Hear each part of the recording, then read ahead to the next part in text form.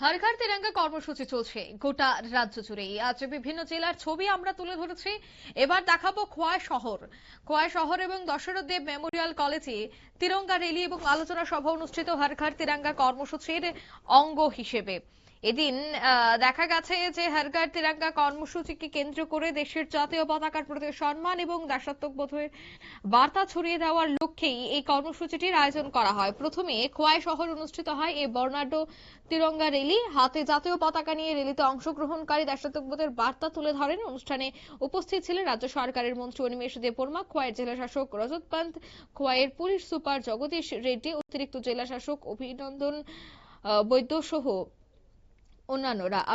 অভেদানন্দ বৈদ্য সহ জেলা প্রশাসন এবং পুলিশের অন্যান্য আধিকারিকরা। জাতীয় পতাকার মর্যাদা এবং দেশের প্রতি নাগরিকদের দায়বদ্ধতার বার্তা নিয়ে আয়োজিত হয় এই কর্মসূচি। কি উঠে আসছে শোনাবো। আমরা ছিলাম at that point of time also আজকে যার নামে এই কলেজ দশরথ দেব, উনি ত্রিপুরার মুখ্যমন্ত্রী ছিলেন। উনি ত্রিপুরার মানুষের শিক্ষার জন্য তৎকালে আন্দোলন করেছেন। কেন আন্দোলন করেছেন? মানুষ যেন শিক্ষা লাভ করতে পারে, জনশিক্ষা আন্দোলন উনি করেছেন। শিক্ষা দান করার জন্য নিজেরা আত্মদান দিয়েছে, বলিদান দিয়েছে, জীবনকে সমস্ত মানুষের জন্য কাজ করার জন্য ওনাদের জীবনকে দিয়ে গেছে। So that Dasharath Dev also উনি কিন্তু ফ্রিডমের জন্য, freedom of education, freedom in economy, এই সমস্ত জিনিসের জন্য লড়াইটা এখানেও ছিল। and that লড়াইয়ের সাথে ভারতবর্ষের যে freedom struggle, it is one and the same. It is one and the same.